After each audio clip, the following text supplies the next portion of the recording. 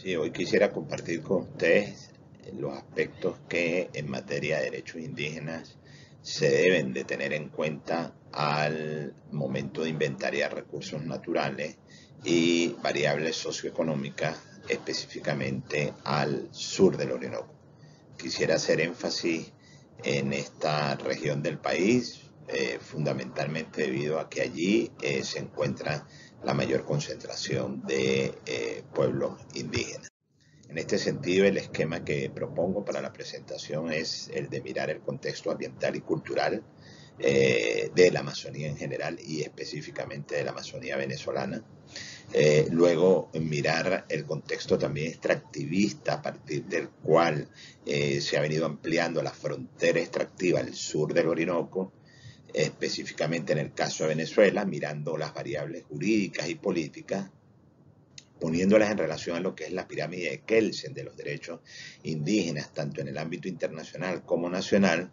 y el conjunto de políticas públicas que desde abajo pueden servir de instrumento y de herramientas en el contexto de los inventarios de los pueblos indígenas para dar cuenta precisamente de la importancia que ellas tienen al momento de definir y de dar reconocimiento a los derechos de estos pueblos. Vamos a revisar algunos casos en particular que han venido incorporando esas variables para luego entonces mirar el contexto de las propuestas que nos permitirán superar la actual tragedia histórica que estamos padeciendo al trasluz de la iniciativa Amazonía por la Vida y de la interculturalidad como condición para la construcción democrática. Bueno, lo primero que hay que señalar es que la cuenca amazónica incluye 8 países del continente suramericano, de la parte sur del continente americano. Incorpora un departamento de ultramar de un país europeo y incluye un conjunto de pueblos indígenas que dan cuenta de la enorme diversidad cultural que existe en la región. De manera que estaríamos hablando de 6 millones de kilómetros cuadrados de esa gran masa boscosa que constituye y conforman la Amazonía.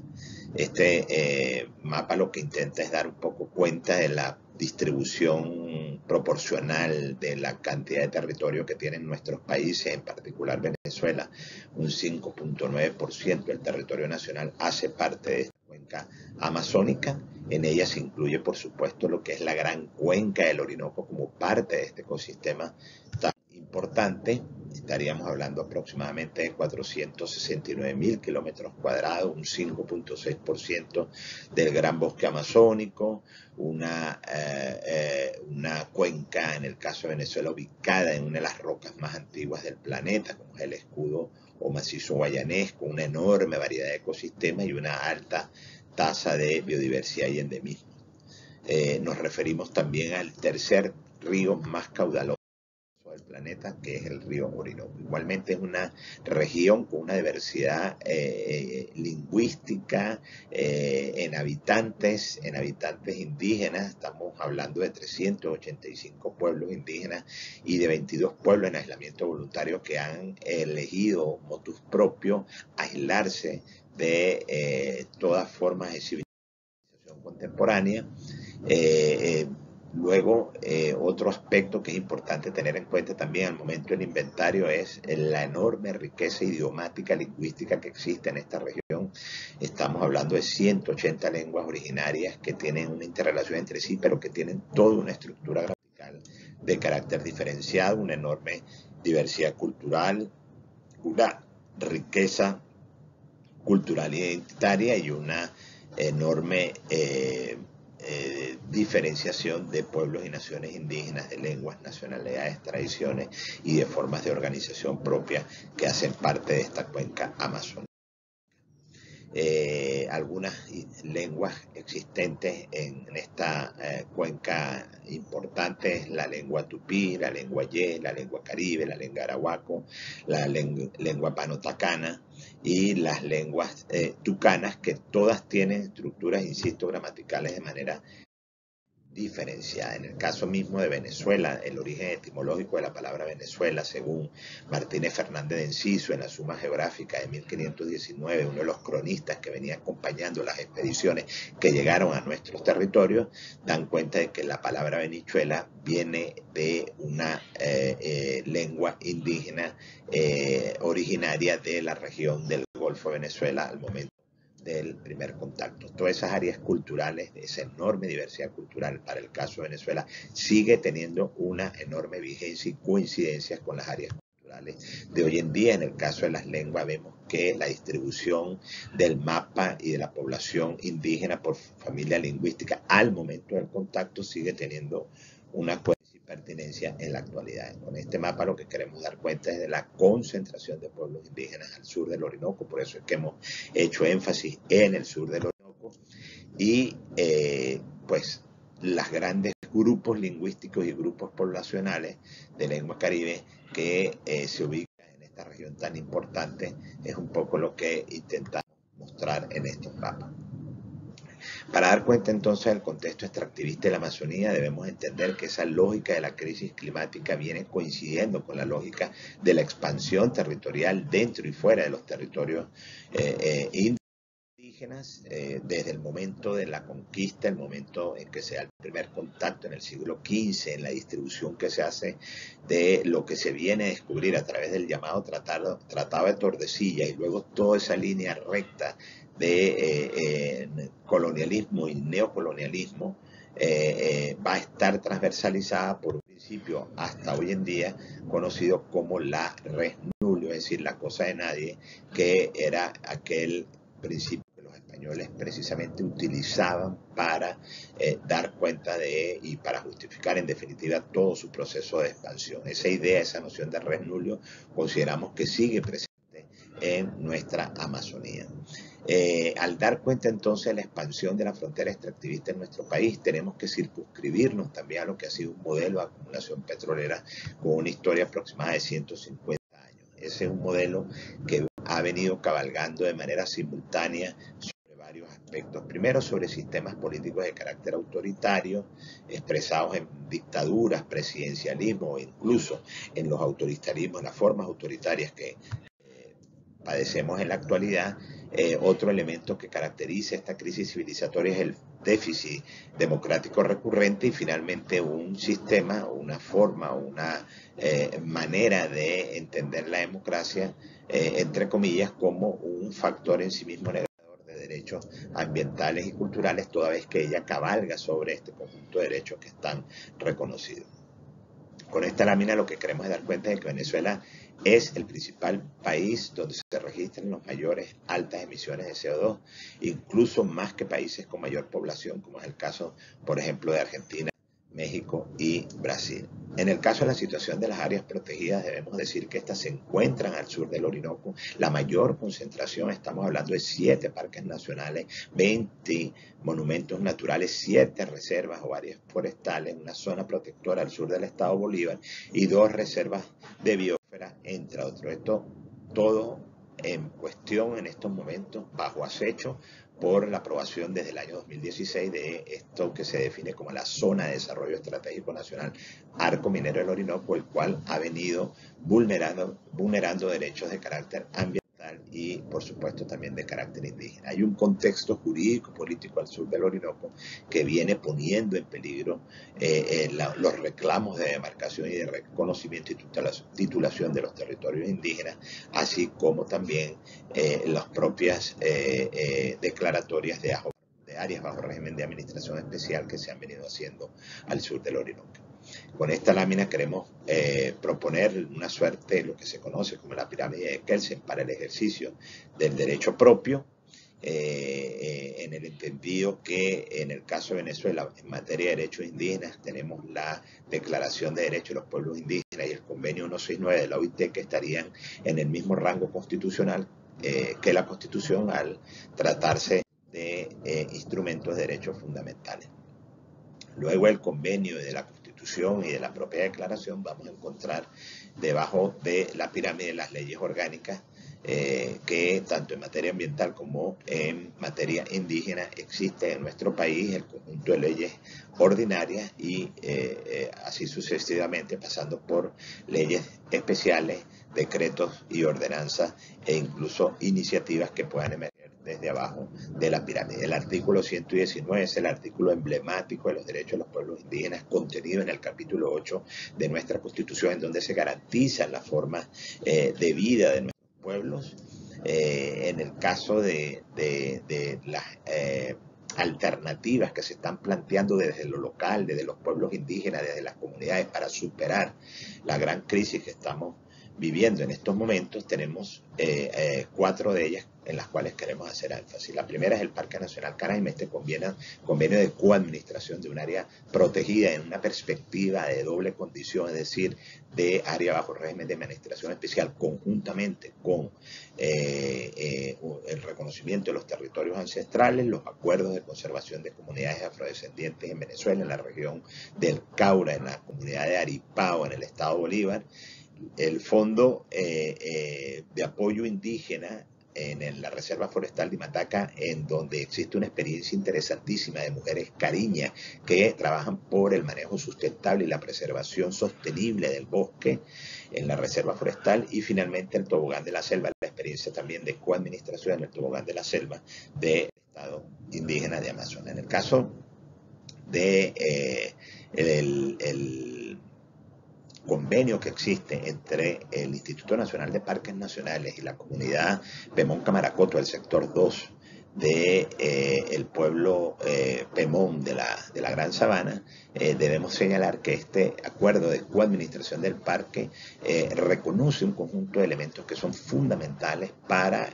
la puesta en práctica y la materialización de los derechos de los pueblos indígenas. 2 de ellos son el de la posibilidad de administrar áreas protegidas con territorios ancestrales, y el de la implementación y el reconocimiento de la jurisdicción especial indígena. Al sur del Orinoco, entonces, contamos con un conjunto de áreas de conservación muy importantes, ya las hemos mencionado, las cuales dan cuenta precisamente de la enorme diversidad biológica que existe. En esta idea de reconocimiento de las variables que hay que tomar en cuenta al momento de inventariar recursos naturales y variables socioeconómicas, decimos que hay un proceso que puede ir de arriba hacia abajo, pero también de abajo hacia arriba. De arriba hacia abajo pasaría por la constitucionalización de las áreas naturales protegidas. Recordemos que la mayor parte de las áreas bajo régimen de administración especial en nuestro país fueron creadas antes de la aprobación de la Constitución del año 1999, y el de la coadministración de estas áreas en esta doble condición, en esta doble dimensión de áreas protegidas con áreas culturales. Luego, tenemos también un proceso de construcción de estrategias de valoración cultural y ambiental intangible, como son todo aquello que está reconocido en artículos fundamentales tanto de nuestra Constitución como de los distintos dispositivos normativos existentes en nuestro país a través de leyes ambientales y de leyes de la Ley Orgánica de Ordenación del Territorio y otras leyes también, como la Ley de Bosques y las propias leyes indígenas, que juegan un papel fundamental en todos estos procesos de reconocimiento de arriba hacia abajo de estos valores culturales y ambientales de carácter intangible, contenidos en el artículo 120 de la Constitución, en el artículo 128, que habla de las estrategias de ordenación del territorio a través de variables geográficas, poblacionales, sociales, culturales y económicas. Y fíjense ustedes que se hace énfasis en lo cultural como una de las variables fundamentales, pero también este proceso de construcción viene reconocido en instrumentos jurídicos internacionales de órganos regionales e internacionales, como el Fondo Indígena para América Latina y el Caribe, la Organización del Tratado de Cooperación Amazónica, la Coordinadora de Organizaciones Indígenas de la Cuenca Amazónica, la propia Organización Mundial para la Alimentación y la Agricultura, que han venido reconociendo en distintos instrumentos jurídicos de que parte de los inventarios de recursos y de variables socioeconómicas deben tomar en cuenta los factores culturales, los conocimientos tradicionales, los derechos colectivos de propiedad y de usufructo, la compensación por servicios ambientales, los derechos territoriales efectivos reconocidos, el manejo forestal comunitario, la cultura y los conocimientos indígenas y la propia gobernanza territorial a través de los distintos esquemas de organización propia que tienen nuestros pueblos indígenas. Pero también otra de las variables que son claves de tomar en cuenta es la autodemarcación, los planes de vida, la doble condición de áreas naturales protegidas y culturales y, como ya he mencionado, las jurisdicciones especiales indígenas. Todo ello en el contexto de lo que establece el artículo 32 de la Ley Orgánica de Pueblos y Comunidades Indígenas, cuando establece la armonía entre áreas protegidas y territorios indígenas, o el artículo 48, el cual nos habla de un derecho a un ambiente sano dentro de la propia Ley Orgánica de Pueblos y Comunidades Indígenas, o el artículo 8 de la Ley de Demarcación de Hábitats y Tierras Indígenas, donde establece estrategias a partir de realidades ecológicas, geográficas, de nuevo toponímicas, poblacionales, sociales y culturales para lo que es la declaratoria de áreas protegidas que armonicen con territorios indígenas, y el artículo 9 de la misma ley, que nos habla también de los propios proyectos de autodemarcación que se han venido adelantando en el tiempo. Esa doble condición de áreas naturales protegidas y culturales deben hacer énfasis en la protección de los llamados pueblos en aislamiento voluntario. Son aquellos pueblos que por decisión propia han decidido retirarse a zonas aisladas, fuera de cualquier contacto, y que existe toda una estrategia internacional de protección hacia estos pueblos. En las últimas recomendaciones del relator especial sobre los derechos de los pueblos indígenas de fecha julio del año 2022, José Francisco Calizay propone un conjunto de elementos que nos lleven a armonizar lo que son áreas protegidas y los derechos de los pueblos indígenas. Para ello, el relator nos habla de la necesidad de descolonizar la idea de conservación. Hay que ir más allá de las formas como se han venido declarando hasta ahora áreas protegidas. Señala que muchos de los pueblos indígenas en la actualidad se han venido valiendo de la condición de las áreas protegidas para defender sus territorios de las áreas extractivas. Pero no solamente eso, también se ha avanzado en estrategias de reconocimiento a través de la titulación de los derechos territoriales de los pueblos indígenas mediante el reconocimiento también de áreas protegidas. Y el relator señala que hay necesidad de aplicar nuevos modelos de conservación que permitan ampliar el enfoque de derechos fundamentales y que estos se amplíen hacia las áreas protegidas en un sentido amplio de protección, pero que también pase por el reconocimiento de los derechos de los pueblos indígenas. Dice el relator que la adopción de políticas de colaboración entre pueblos indígenas y instancias internacionales como la Organización Mundial para la Educación y la Ciencia, las Naciones Unidas, deben también de trascender esa idea limitada de lo que es el patrimonio mundial y busquen armonizar lo que son patrimonios naturales con patrimonios culturales. En este sentido, bueno, queremos destacar que todas estas variables de armonización de áreas protegidas con hábitats indígenas, de fortalecimiento de procesos de autodemarcación, de desarrollo de planes de vida que sean la expresión en definitiva de planes de ordenamiento territorial desde lo local, son parte de las variables que deben ser tomadas en cuenta al momento de nosotros establecer inventarios y mecanismos de relacionamiento con nuestros pueblos y comunidades indígenas del país. Estas estrategias deben estar acompañadas de procesos normativos, de estrategias de políticas públicas, de arriba hacia abajo, del Estado, a través de las distintas normas que desarrollan todo este catálogo de derechos, pero también de iniciativas que nazcan de abajo hacia arriba, de las propias comunidades, y que busquen el fortalecimiento estratégico de las organizaciones y pueblos indígenas, en el entendido que los sujetos de derecho, al apropiarse de sus derechos y de buscar la materialización de los mismos a través de políticas públicas de carácter intercultural o de planes de ordenamiento de carácter local, que son en definitiva también expresión de políticas públicas, pues estas estrategias también sean reconocidas por el Estado venezolano como un insumo y un elemento clave fundamental para el reconocimiento y la titulación de los hábitats y territorios indígenas. En este sentido, Al momento de los inventarios es importante tener en cuenta entonces estos contextos interculturales que son los que van a orientar cualquier estrategia de inventario de recursos naturales o de variables socioeconómicas en el marco precisamente no solo de lo que establece la norma nacional, sino fundamentalmente de la manera como esa norma puede materializarse a través de políticas públicas interculturales y de procesos de apropiación de las mismas por parte de los sujetos de derecho que una vez que se apropian de ellas dejan de ser sujetos de derecho y vienen a convertirse entonces en actores políticos fundamentales en la necesidad también de trascender precisamente la tragedia histórica que estamos padeciendo a partir de este conjunto de iniciativas desde lo local. Muchísimas gracias.